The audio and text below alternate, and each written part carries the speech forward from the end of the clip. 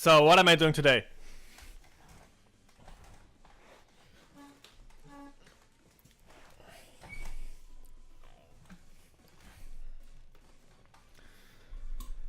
So,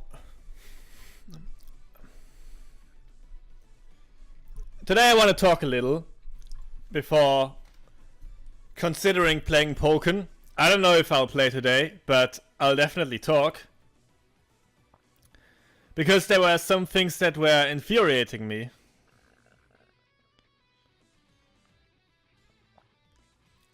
So, there were two things that made me really angry when I saw them in the last couple of weeks. One of them were awful tier lists. Like straight up ass tier lists. So, I'm going to build one myself and give you my reasoning. Second, it's probably the way worse thing. I saw immense bullying within our community, especially on Twitter. And this will be my topic of talk after the tier list.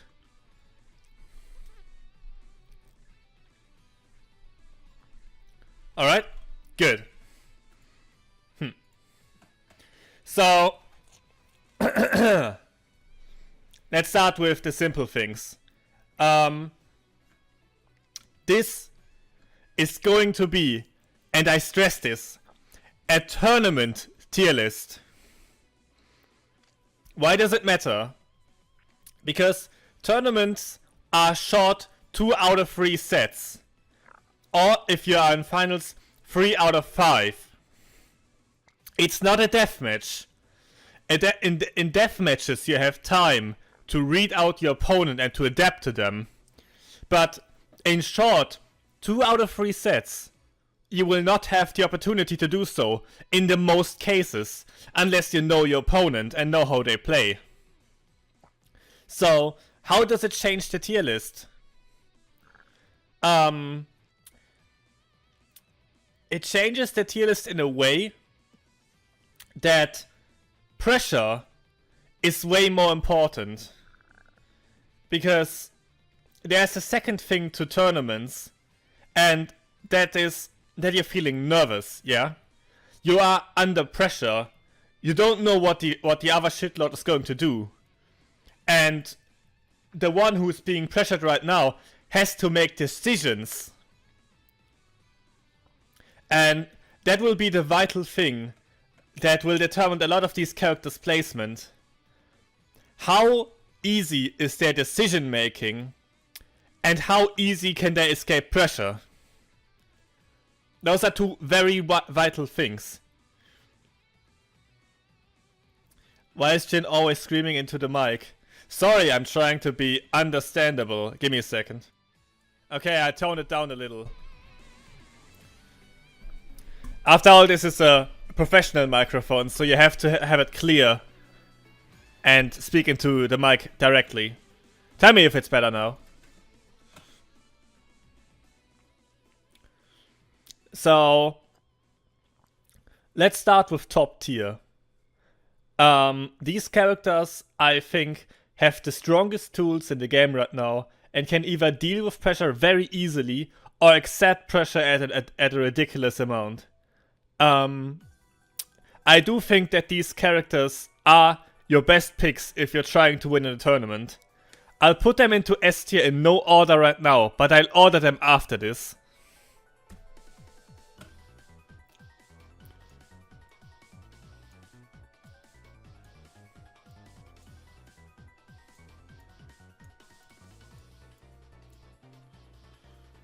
That's it. If I had to order them, it would look something like...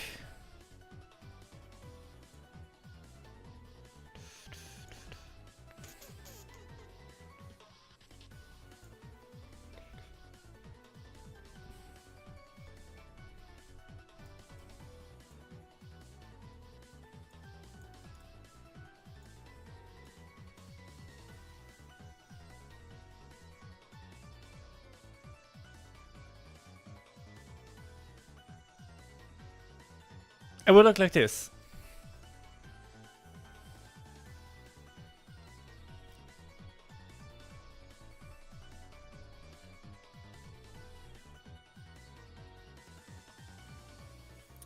Maybe Iggy down here. I'm not sure. I'll keep him here for now.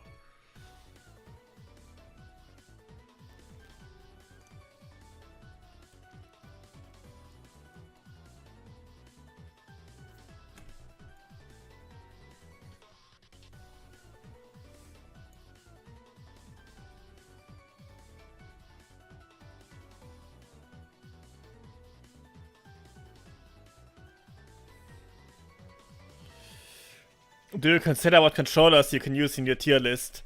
Not really. The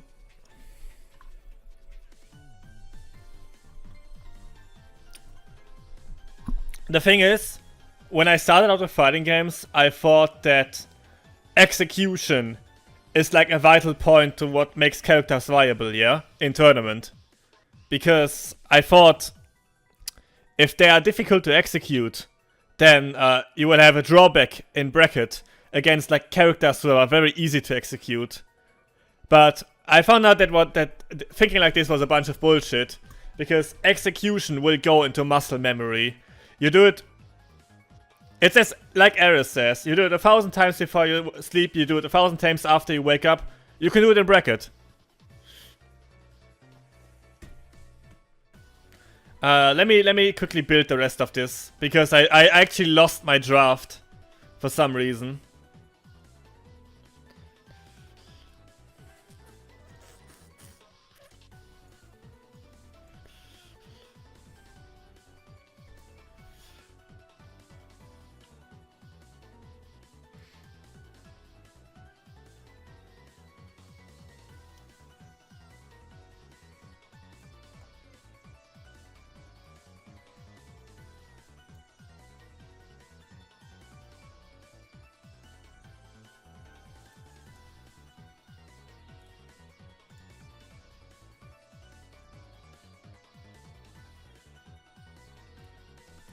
Let me actually mute this for a second. It's distracting me. I want Darkrai. I want Weavile.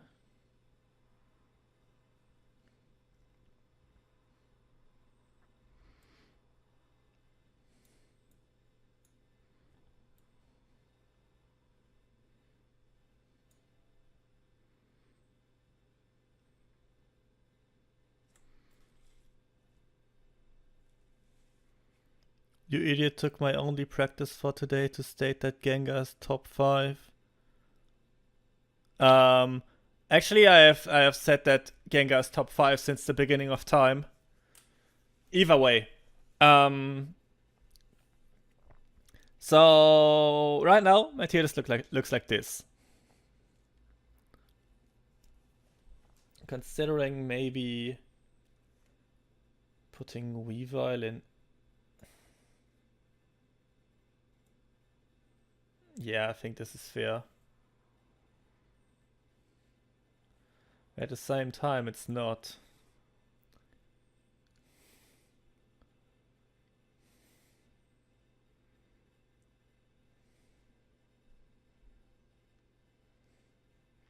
Gengar was like the strongest character in the arcades.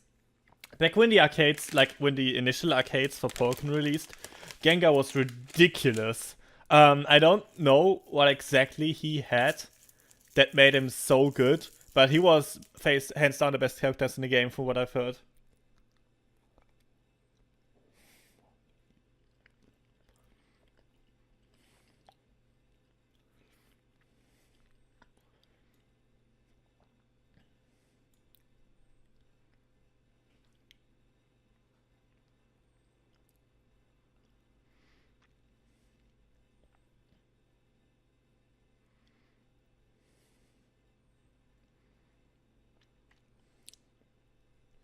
I leave it like this for now. So, let's talk about this, because I'm pretty sure all of you have a lot of questions.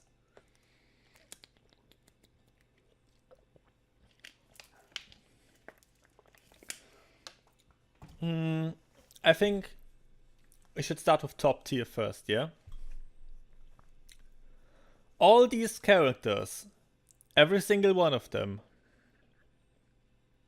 maybe except Gengar, but every other character, yeah? They have all one thing in common. Their decision-making process is really easy. Because, let me stress this. In bracket, short sets, decision-making becomes the hardest thing. Because you're nervous and, you know, if you fuck up because you do something unsafe, you get bopped on stream. So, what all these characters, and especially, let's say here, all these ghosties have, why ghosties are so good in Pokken, because all these characters have very strong tools to escape pressure.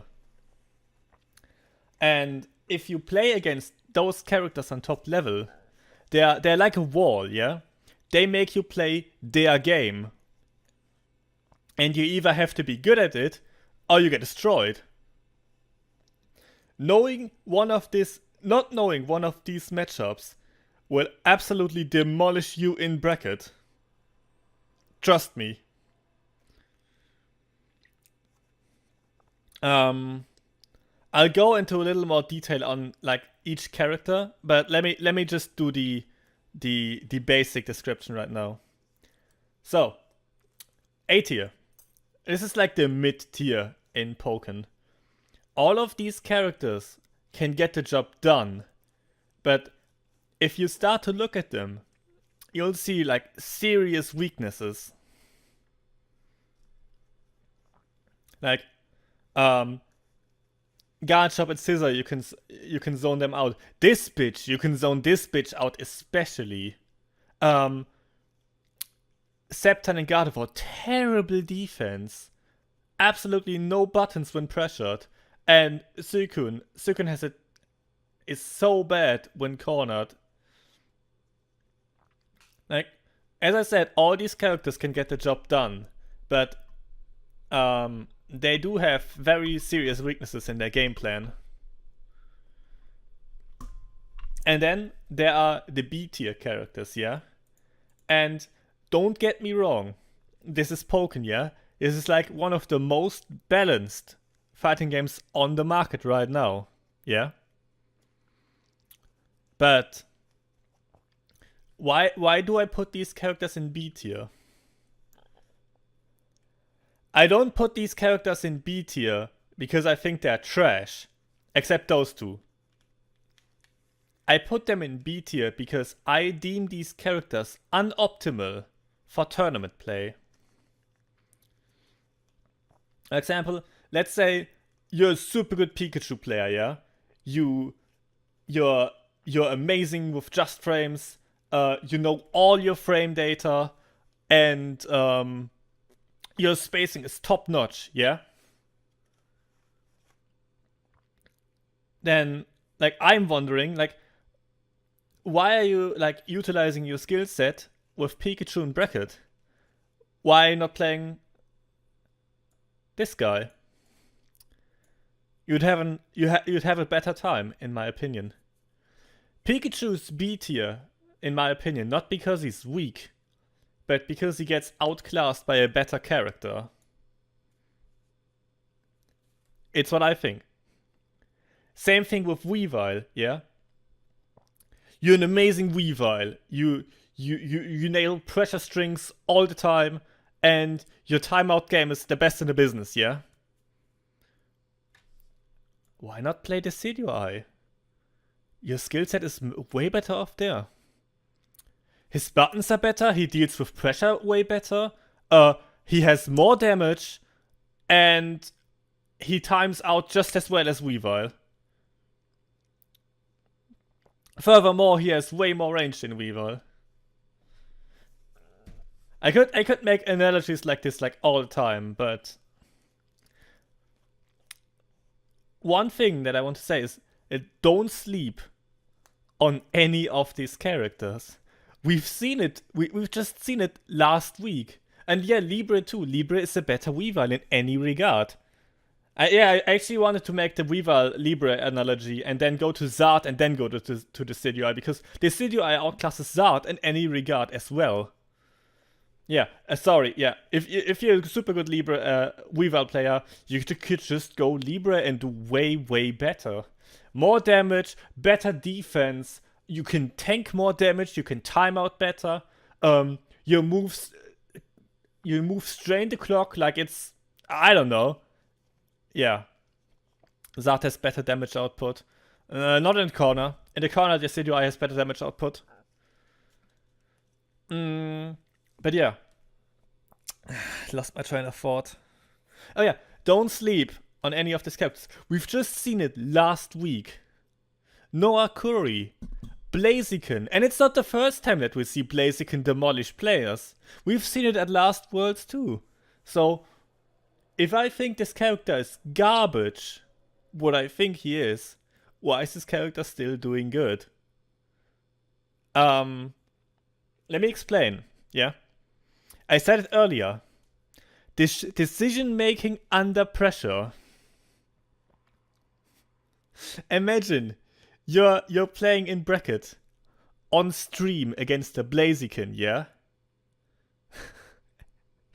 And shit goes wrong. Yeah? You're losing half of your HP, you're knocked down, and they do an Oki on you. And remember when Live with Dave grabbed Obscure 6 times in a row? Decision making under pressure. Like, those two characters, on paper, they are awful. They are so bad.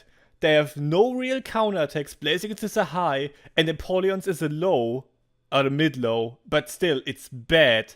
They have no anti-airs.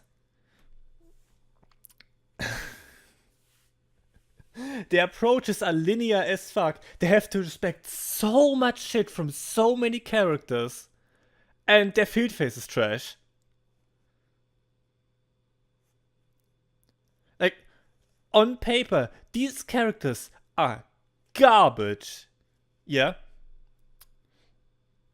And then you play against them, and something goes wrong, and you look like a big fucking moron because you're losing to a Blaziken.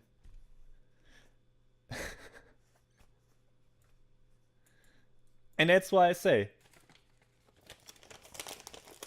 something that is way more important in tournaments, which is like neglectable in death matches, is the pressure you are feeling in bracket.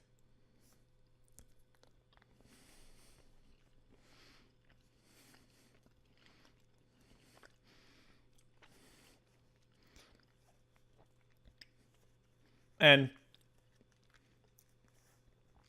I hope I made my point clear. I'll be waiting for questions that you have so far, and if there are no questions, I will continue.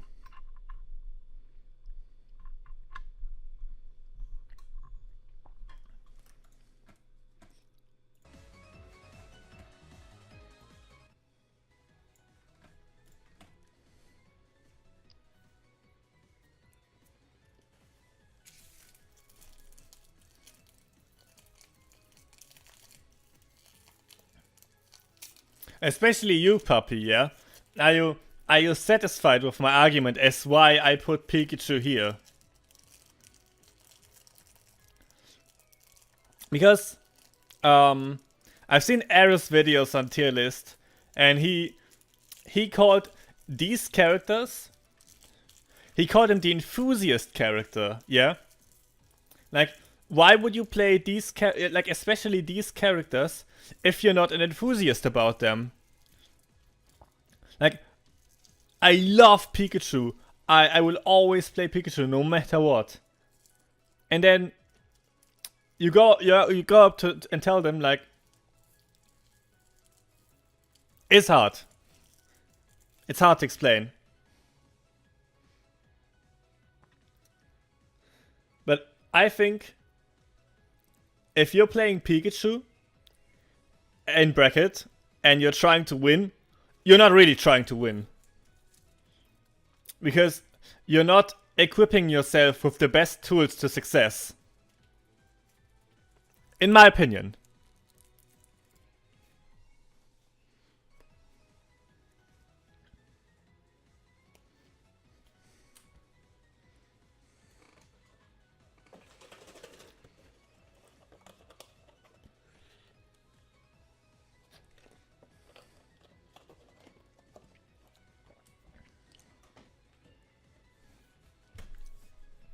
Okay, apparently we have no questions, so I will continue a little. Let's go back to top tier, yeah? These characters, they're oppressive, and you're not comfortable retaliating against them. Because all of them either have reversals or invincible options that you don't like to tamper with. Let's start with Decidueye, yeah? What does Decidueye have that makes him good? Or, like, that lets him exert pressure and not deal with pressure himself? First, he has an iframe forward dash, which lets him do a lot of option selects that other characters can't do. He has instant JY, which is an insanely oppressive tool against a lot of characters. And he has a frame 15 command counter in both field and duel. He also can control the pace of the match from almost every range with arrows. 5-hour is a block string which leaves him -4 on block. Fury attack from tip power range is unreactable and you always have to be careful pressing buttons. Yeah. Things like that.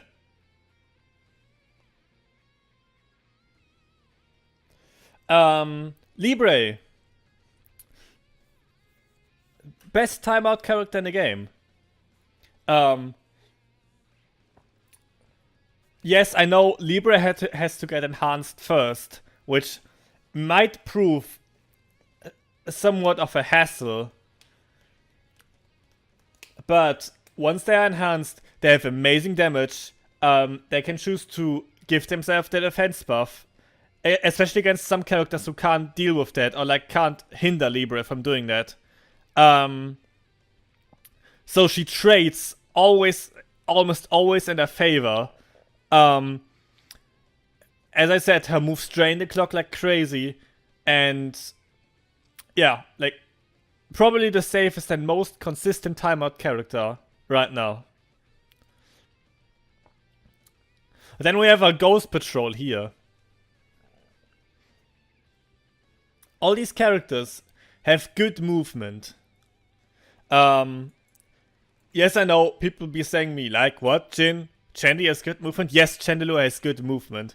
Chandelure has iframe dashes, pendulum swing, aerials that manipulate her aerial movement.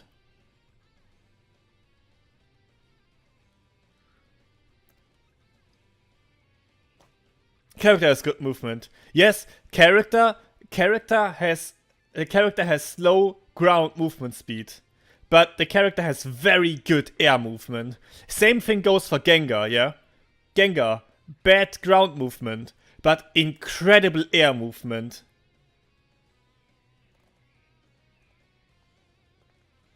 And if you don't believe me, then watch Mikuki play against a character like Libre.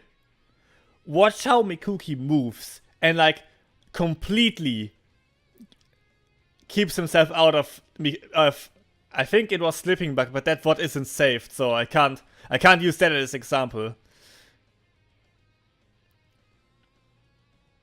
But character has good movement. Tell me characters that are not Libre and Decidueye and Aegislash that have better movement. And I know you will be saying Sceptile and it will be true, but go on.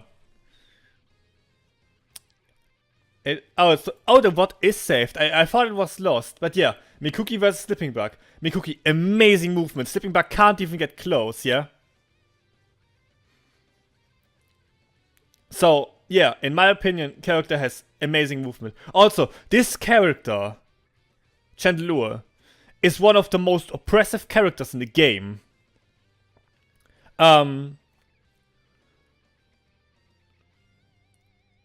Especially if you have a thing with your nerfs, yeah? Because if you get scared, frightened, or like upset about this character and still fighting him, then you're in for a bad time. Because not keeping you cool against Chandelure can make you lose really fast.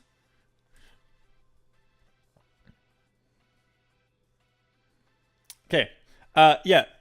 Gengar. I cut that topic a little. Gengar, amazing air movement. Most oppressive burst in the entire game.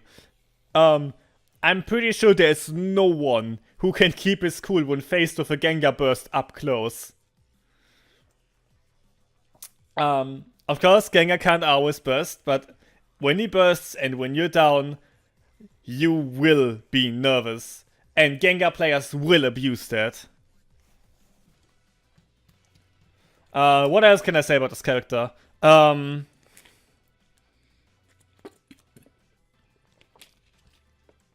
They have tricky block strings. They can bait you into options really good and punish you really hard for it. It's a good character. And so this character has a very easy time escaping pressure, especially if you're predictable. Because of all their iframe options. They have... If they make a good call, they can reverse momentum in a heartbeat.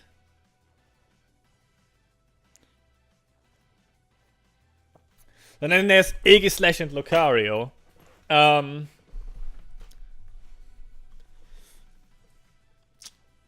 These characters are rather similar. Yeah. But, in my opinion, Aegislash is broken right now. I don't think he's the best character in the game, obviously. But I think he's broken. Because the character has some tools that make some matchup extremely stupid. Like, it's some breaks in Machamp level bullshit.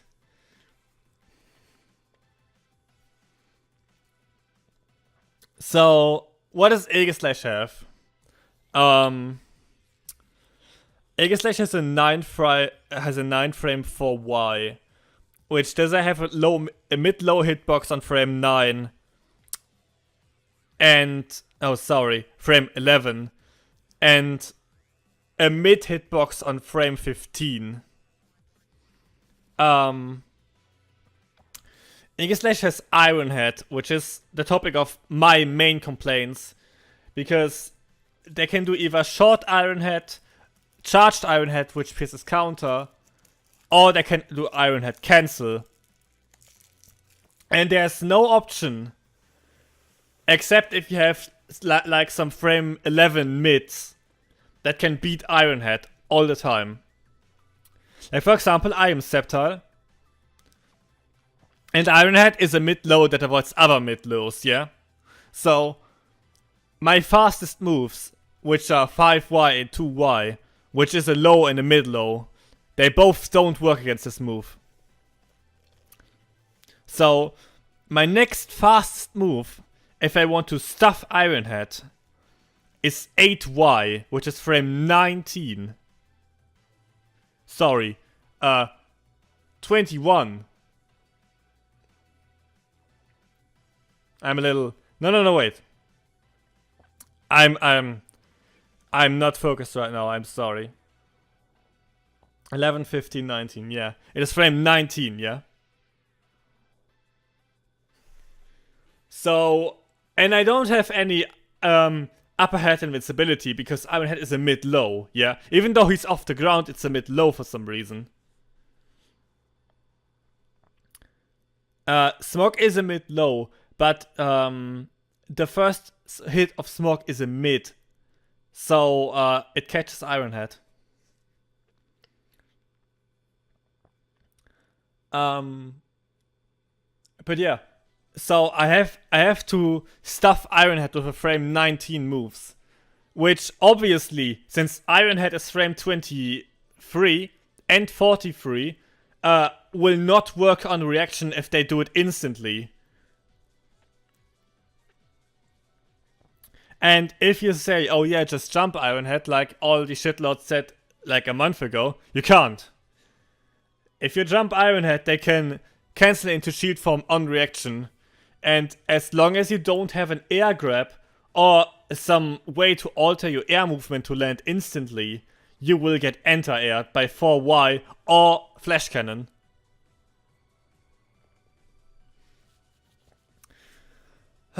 There's so much about Aegis Slash what's bullshit. Like, you can't keep them from buffing yourself except when you're like an extremely oppressive character. They do insane chip damage. The advantage game is probably the best in the game. They have so much super weird crushing properties. Which also, crushing moves are good moves to escape pressure. Lucario 8x, for example, yeah? Or like, crushes slows from frame, I think 5. And mid-lows from frame 7. Not sure on these data, please don't call me out if it's wrong, but something around that, yeah? You put yourself -8 against the Sceptile. Or like, not even -8, because what does Lucario have what's -8? That's not Force Palm, yeah? You put yourself -4, yeah? And me being stupid, I think, oh yeah, let's press the button. So I press jab. And they'll be like, let me press my frame 23 8x, but still win because of the crushing properties. That is why it's important. And it's why these moves are good. But yeah, as I said, Aegis Slash, a lot of stupid crushing moves. Super basic pressure. For some reason, Aegis Slash also has like amazing movement speed, especially in burst. And yeah, like extremely good character. And we see him have more and more success already. Aegis Slash won 3 majors in the West already. More and more Japanese people are picking up Aegis Slash because they think he's like the best key to win right now. And I agree. Probably if you want to win right now, there's no reason not to pick Aegis Slash. Of course, you still have to be good with the character. But right now, Aegis Slash gives you like just as well, like at least as well, like chance to succeed as like these characters with way less effort. And then there's Lucario, yeah. Lucario basically at this point is somewhat of a meme. But as with all memes, there's some bit of truth behind it. So what does Lucario do? Yeah? This character makes you play his game. If it's a competent Lucario, that is. Very good, very strong punish options. Probably the easiest decision making in the entire game. Like, just like to showcase how decision making differentiates. Like, let's say you're a Gardevoir player, yeah? You gotta use all of Gardevoir's moves to do even like a half decent job at her. You gotta use Calm Mind. You gotta use your Calm Mind follow-ups at the correct spacing and at the correct situations. You have to teleport away from your opponent. You have You have to be mindful of when you do your field moves. You have to always wager between, do I want chip damage or do I want to pressure, yeah? Because most of Gardevoir's chipping moves later leave a minus and the opponent can do a mix-up, yeah? So you have to guess the mix-up, which is awful in tournaments. That same with Sceptile, yeah? You play Sceptile, you do 5 FA, Bullet Seed, yeah? You put yourself minus, yeah? It's not like in a bracket in a deathmatch, that's not that bad, yeah? Sceptile is a way better character in long sets than he is in short sets, because you can adapt to what the player does against your things, yeah? But in a best of 3, yeah? You put yourself minus and your opponent does something super dumb, which you would have never expected, and then you're knocked down, you lost half your HP, and you have to guess another mix-up, yeah? Awful. And this is why having good moves to escape pressure is so important. Either way, I digress. Lucario, yeah? Extremely easy decision making. Not like these characters. And that's why also like pressure phases you less. Because if you have like only 4 moves to choose from, it becomes really simple. And also you have like way more brain capacity to think about other things, like being mindful of meta or of other situations, or like thinking about your opponent, what he's going to do next, yeah?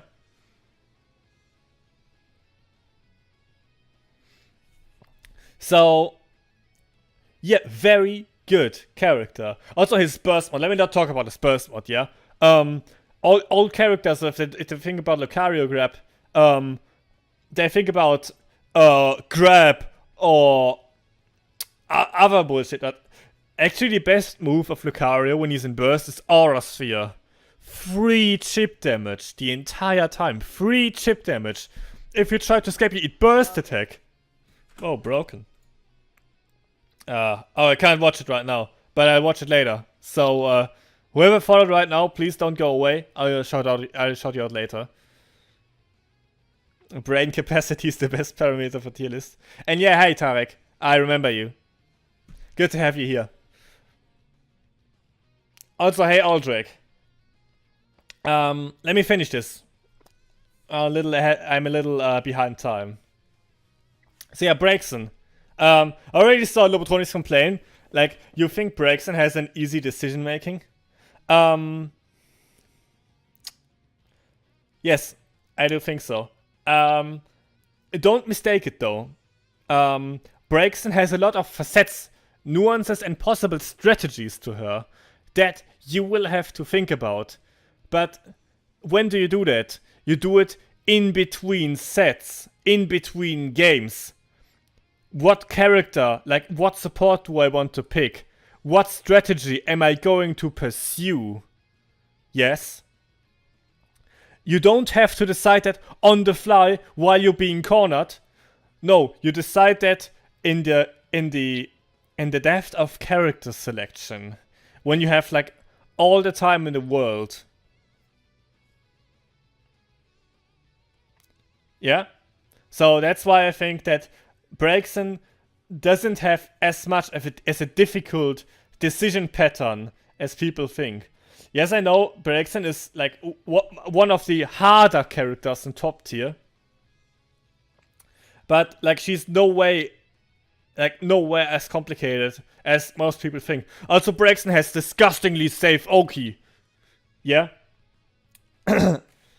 Which also puts like something in your opponent's mind, which is like, oh yeah, I can't challenge Braixen Oki, so I have to block. And then grabs become free and you get grabbed like 7 times, and then you start to press buttons and you lose games because of that. Things like that.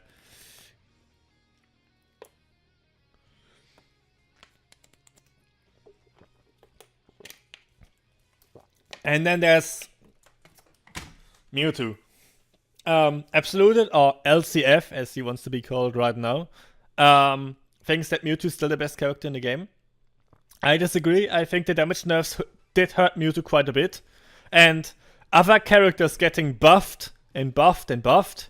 Like this shitlord. Why did they buff Libre? Ugh.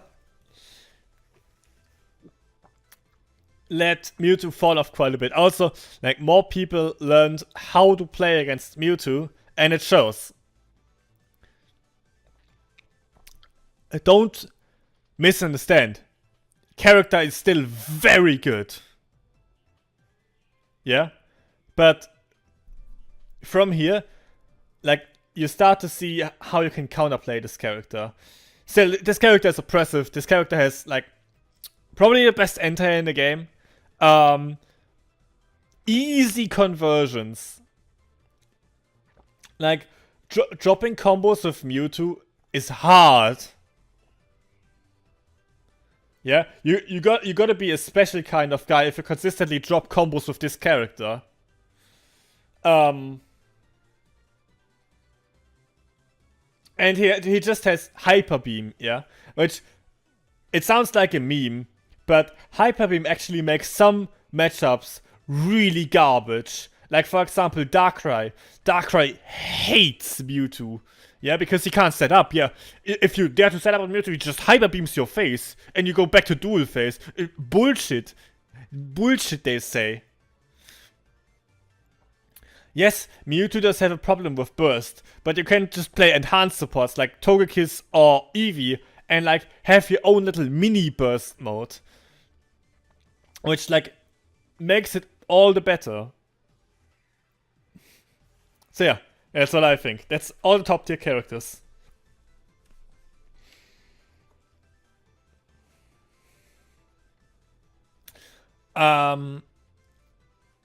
Let's go here. As you can see here, I have 3 big boy characters, yeah. Big damage, one to get in, one to smack your face until you like lay in the corner and don't get up anymore.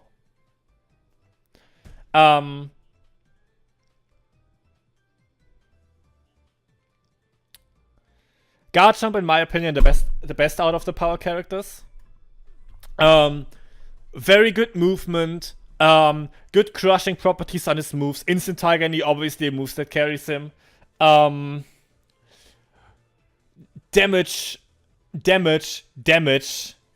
This character hurts. And yeah, of course you can option select a lot of Garchomp's pressure, but Garchomp is like a weaker Chandelure. It has to be played up close.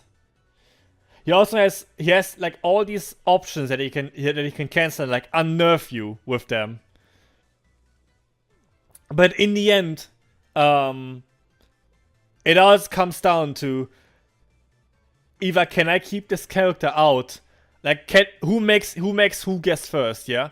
Does Garchomp make the other character guess first? Or do the other characters just put him in a spot where he has to guess all the time? Yeah, obviously a noticeable weakness of Garchomp is that he can get zoned. But weirdly, people say he beats Chandelure, which to this day, I still didn't understand why people say that, but I guess it's because of Garchomp's good movement and how he can maneuver around Chandelure's zoning. Yeah, but still, like, most other characters are, like, most good hitboxes. Yeah, like, Decidueye, Lucario, Braixen, Mewtwo, they all zone out Garchomp because he can't get in with his stubby limbs. And if most Garchomps snap at a certain point in time and just go in, yeah, like balls to the walls, Dragon Claw, Tiger Knee, and then they get fucked by the easiest counter attack in the world. That's what I think. Scizor. Scizor has a lot of tech to him. Scizor is definitely an enthusiast character. He has things like that instant homing cancel out of CA. Perfect block in duel.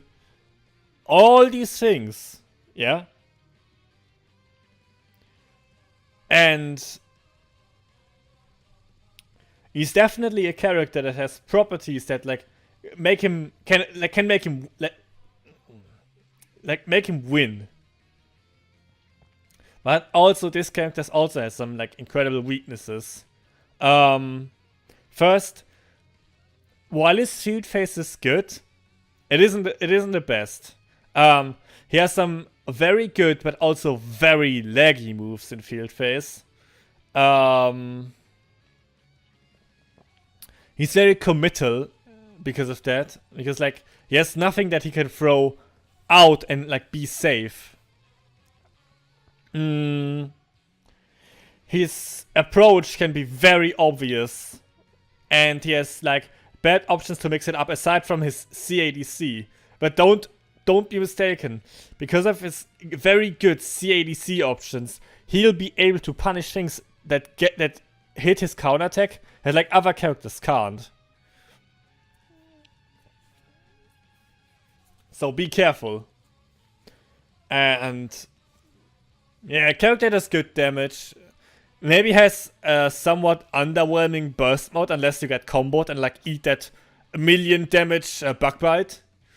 But apart from that, character's good. And yes, Machamp. Oh boy, Machamp. Let me talk about this character. Yeah. Everyone says Machamp is bad. Gets zoned by Bergson, gets destroyed by Chandelure. Ghosts are immune to close combat. All ghosts are top tier. Look shit for this character, right? In my opinion, Machamp is the character that got buffed the hardest from the Wii U to the X transition. He got so many things now that make him so much better. He has increased scary phase range. He has the rolling hammer and all of the mix-ups that stem from it. And he still has this like good damage and like big up close pressure and like stopping hitboxes that people just can't run into him. Like Garchomp always. Garchomps always complain about Machamp because they can't run into him like a big fucking gorilla, because Machamp just keeps them out with punches. They can't do it. Yeah, so they have to play footsies against Machamp. But most Garchomp players are ass at footsies. They can't play footsies to save their life, so they lose to every single Machamp. So yeah, Machamp obviously is a scary character, especially if he has you against the wall and like air grabbed you 3 times already. You can't not press buttons then. But obviously gets zoned out the hardest out of these 3 characters. Arguably, maybe Scissor struggles more with Chandelure, but like I'm not sure. But both lose super hard to Chandy. Don't know how Braxton with Scissor goes, I have no idea, but I guess it's awful. And yeah, like the difference between these 3 characters is not very big. But if I would have to put them in order, it would be this order. So then there come Sceptile and Gardevoir, characters that I always like to compare. Sceptile and Gardevoir, very hard decision making, yeah? They have so many moves, and at the same time, they are so limited in what moves they can actually press in face of most opponents. They put themselves minus with their good moves, which would force them to guess a mix-up of their opponent. And they have terrible defense. They are so bad. When they are cornered, they die. Yeah, I know Sceptile has Detect and shit, but like Detect is such a bad move. Every character, if they're aware that Detect is an option, can punish that, and Sceptile's still in the corner. You saw Slipping Bug. Did you see Slipping Bug strategy against me at Burnside, bro? This guy This guy said, okay, you know what? I can't deal with detect. I can't do the punishes on detect. Let me just pick Electrode, yeah? And that's what he did. And like, I realized that, yeah? And he didn't do it a lot in the set because I was like, oh shit, he has Electrode. I can't press detect, yeah? So I couldn't detect at all in the first game. But because of that, I died because I couldn't defend myself. Because the Decidueye 5-hour wise here, yeah? He's -4. Sceptile doesn't have a frame 11. What do? Yeah? You press your next fastest move. Which is jab. But it doesn't matter. The Decidueye presses 2Y, you clash. Yeah? Doesn't matter. You cannot escape the Decidueye pressure as Sceptile if you're not detecting or like jumping smartly. But jumping in this matchup, let me not do it, yeah? Let me not do it. Same with Gardevoir. At least Sceptile has a good jump. Gardevoir has a terrible jump. Gardevoir's jump is so bad. At least she has an air counter, but that's punishable on block. The poor character. Of course, if the character is like going, the character can be good. But, yeah. I still do think that these 3 characters are mid-tier. Like Sceptile, Gardevoir, and Suicune. Because what they do is unique. They don't get outclassed by a top tier character, in my opinion. However, I do think that Sceptile and Gardevoir are bad tournament characters. Because of how hard their decision making gets. But their strengths overshine their weaknesses, and that's why I put them in A tier. So yeah, let's go to the characters that I deem unoptimal for tournament play. Here's Pikachu, yeah? Already said my 5 cents to Pikachu. I think Pikachu is not a bad character. In fact, Pikachu is really good. Pikachu has all these good options. Like, to space the opponent, to deal very good damage in a corner, and like to do some dumb gimmicks that mix you up. And the thing is, I do think Pikachu's entirely outclassed by Lucario. Because there's one thing that Pikachu doesn't have. And it's good shield pushback. I know, just frame 6Y, 8X, and double Thunderbolt all do shield pushback. But the thing is, except 8X, they're all punishable as hell. Yeah, and 8X puts your minus in the opponent's face, so I don't consider that a good option as well. Getting, like, against a player that plays good footsies and good spacing, that can outrange you, like Sceptile, Aegislash, Machamp, yeah? You will end up in the corner. And you will die in the corner because Pikachu lives and dies by space control. If you're Lucario, yeah, and you're like, oh man, I'm almost in the corner, what do? You 6x. Yeah? Because 6x pushes you and your opponent far, far away. And if you do charge 8x, if you do charge 6x, you're +8.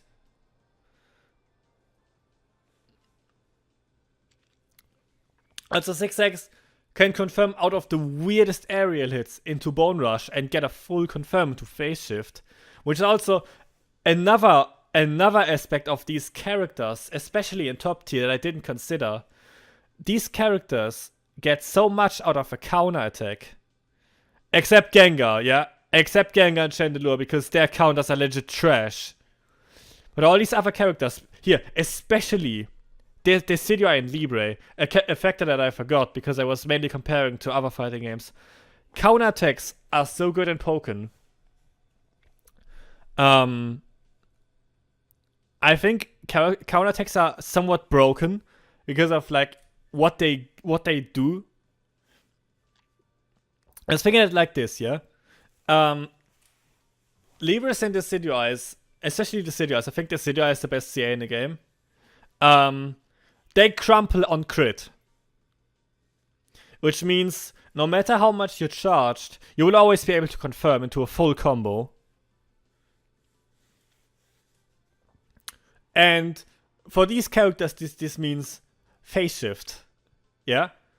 Completely resetting the situation, no matter how bad in a spot you are, and getting meter for it. Or in Libra's case, even an enhance, yeah?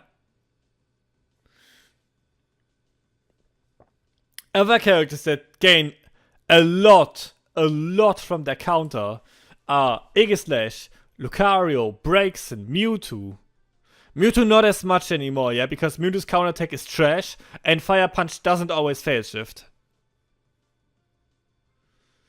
And Sceptile, yeah, because Sceptile has a very good counter attack as well. Scizor too. Scizor with his counter attack dash cancel shenanigans, very good counter attack, yeah. And I think having a good counter attack is also a very, very key factor about being a good character in Pokken. Because if you look at these characters right here, one thing that you quickly realize is they all, every single one of them, has a trash counter attack. Every single one of these characters has a bad counter attack. You can't tell me Pikachu's counter attack is good. I don't think it's good.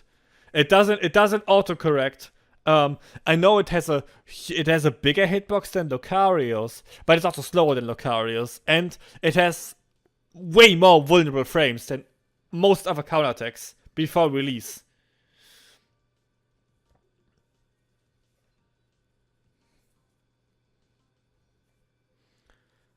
Where was I? Yeah, was it Pikachu and Shield pushback? Oh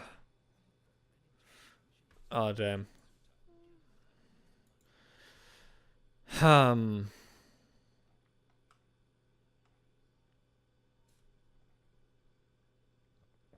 was trying to thought for a second, let me think.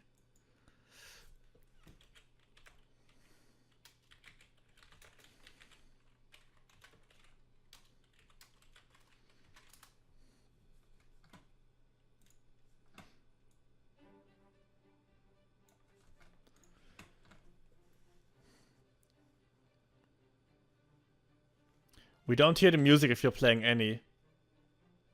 Oh, is it so quiet? Give me a second. Damn. Earlier in my stream, people were saying me the music is like way too loud, so I made it more quiet. Now you should be able to hear it.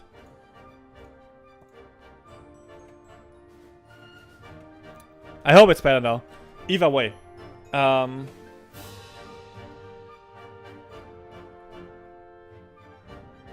Where was I here? Weavile, yeah?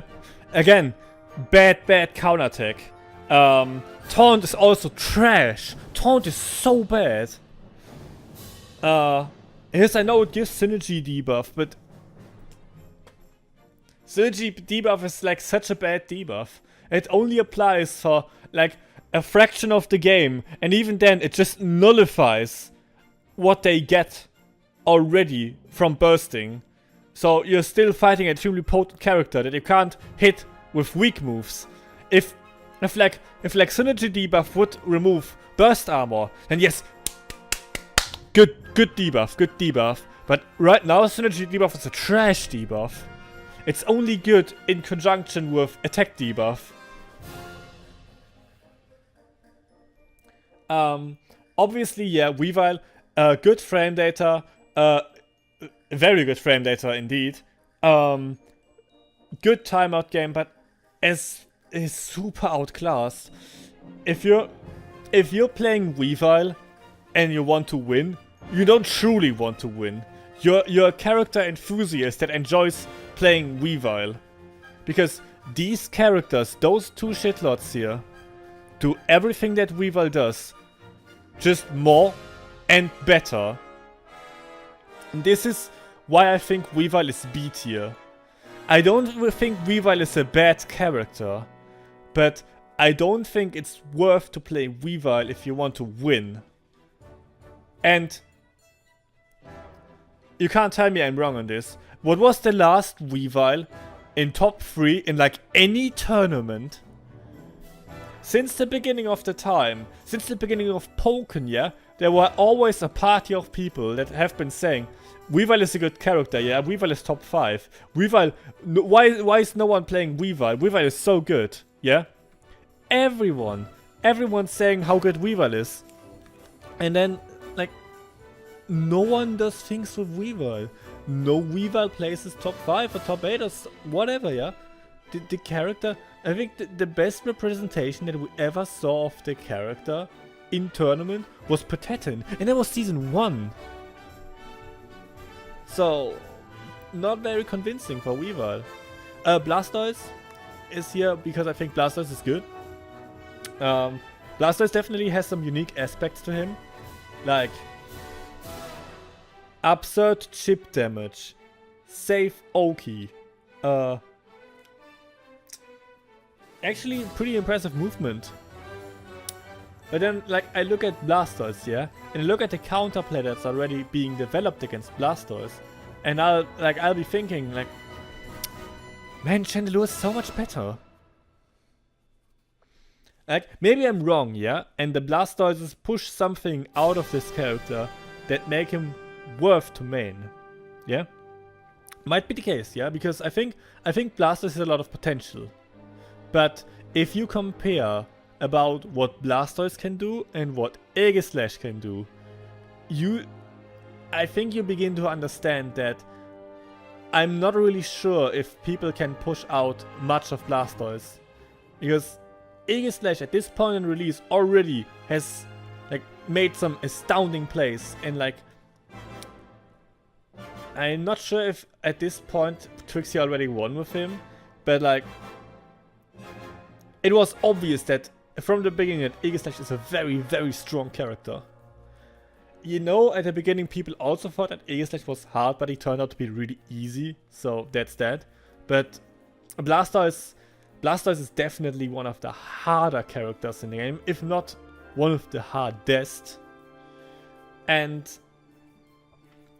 there's another thing to these characters, yeah? A lot of them are very execution heavy. Like Pikachu, Weavile, Blastoise, Charizard, Gunk, Sceptile, yeah?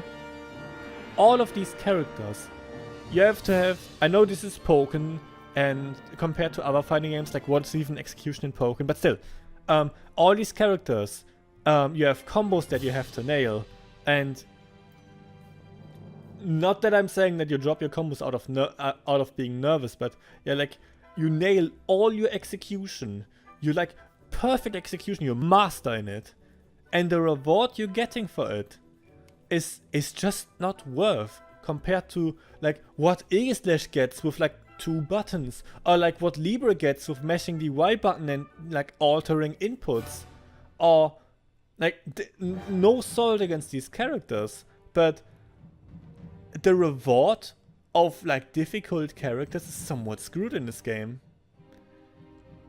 Because their options are like just not worth it. Like look at Tekken, yeah? Look at how good Electrics are, yeah? Difficult execution, but like mandatory to play these difficult characters. But here in Pokken, like where in top tier do you have difficult execution? You have Just Frames with Mewtwo. You have FCC with Braixen. Yeah, you have all that situational Gengar stuff, but that is knowledge. That most of it is not execution. I know Gengar combos are somewhat hard, but nothing compared to Krogan combos. And most of it is knowledge, and you get knowledge in training mode. Knowledge is nothing that gets robbed from you when you are nervous in bracket. Like, Chandelure is awfully easy to execute, and those 2 fuckers too. I know there are all these flashy Decidueye combos that Tono-sama can do, but still, that is knowledge. It's not execution. Execution is probably the most overrated aspect for fighting games that you have to be good in. Execution is just something that you can practice in the comfort of your own home until you're good at it. The thing that is way more important, and that like a lot of people like don't think about or like not mention what's actually important to train and to think about and to hone is your decision making. And that's also, like how I already explained, what these characters shine at. They have easy decision making patterns. Whereas these characters and also these characters in like both A and B tier, they have not as straightforward decision making processes. Because let's say you're predictable and you're a Krogan player, yeah? There's actually one player that I have in mind that is both a Krogan player and predictable. You can be an execution god, yeah? You can be master with Krogan and nail all these difficult links and do like 300 damage in a confirm, yeah? If your options aren't oppressive enough to be spammed, that is, yeah, like Lucario's options, you will not get away with them. And this is why the player that I'm thinking about right now, who is an execution god with Krogan and really good with the character, is not having success.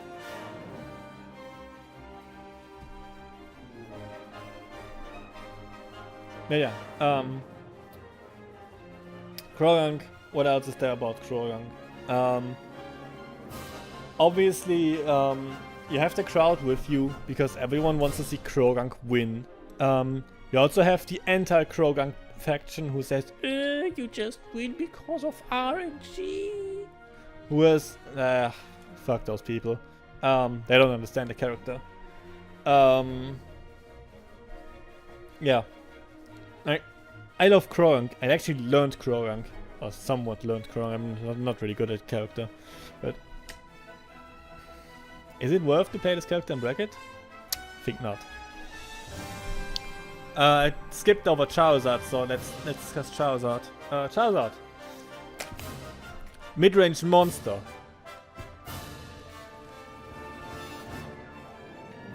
Probably the hardest execution in the game because you can't buffer his shit. Yeah? You have to be tight. You have to be tight with the inputs. If you're not, you grab a neutral. If you're not, you just miss the opponent with your long fucking tail. And look like a giant idiot as you get anti-aired and eat like half of your health. Your counterattack is trash. Fire punch is trash. Where are your armored options? Yeah, you have a decent anti-air, but it's hard to confirm out of.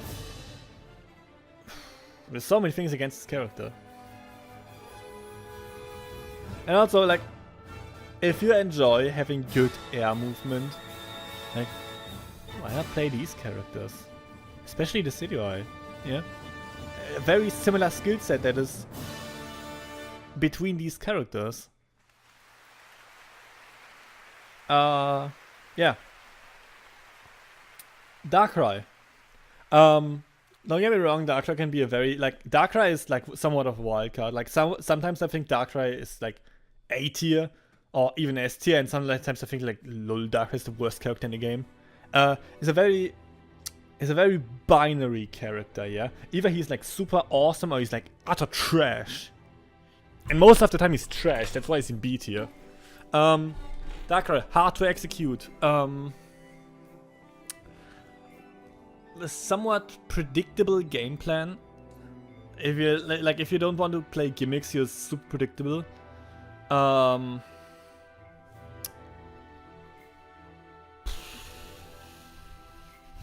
Probably the worst counter attack next to Blaziken. Yeah, not looking good for Darkrai. There's some Darkrai's that are having success, like Cayman. If you can't call it success. But like, who are rising. Midori obviously qualified with Darkrai for Worlds, but he qualified in Australia, so I don't know how comprehensive that can be. But yeah, like, you know what I mean. I think the character is not good.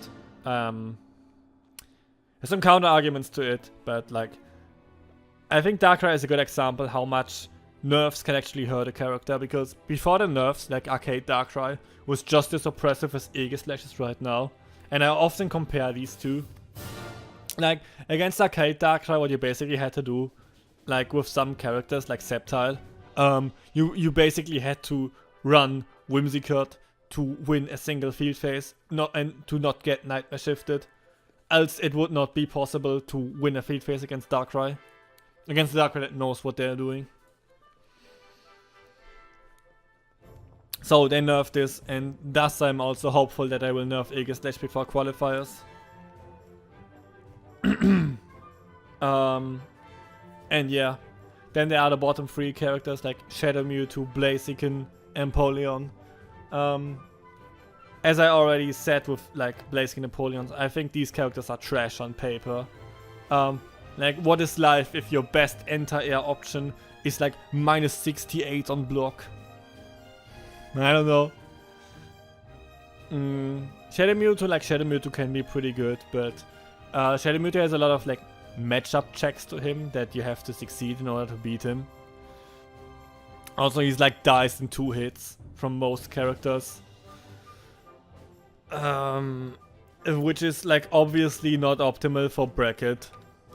Like, how even is your decision making if you always have to be afraid that if I do 2 mistakes, this round is lost. So a total of 4 mistakes loses me a game, and a total of 8 mistakes loses me an entire set.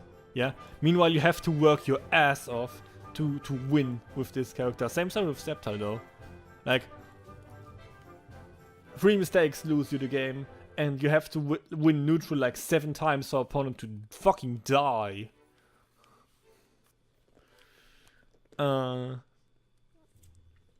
But yeah, there's not much to say about these characters. But as I said at the beginning of the video, don't sleep on these characters. We've seen it time and time again that character enthusiasts will wreck with these. We've seen Noah Curry just last week. We've seen Eski at Worlds. We see Tylo take souls with Shadow Mewtwo, yeah? Another Tylo Mince too. But Mince got unlucky at Burnside Run, I'm sorry for him. But still, don't sleep on these characters. Just because they are trash on paper, the pressure in bracket, or like not knowing the matchup, can completely overturn how bad these characters on paper are. Understand?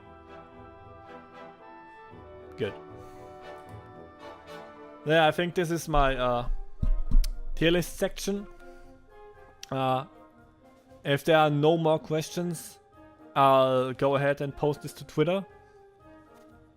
I also include my explanation in the video.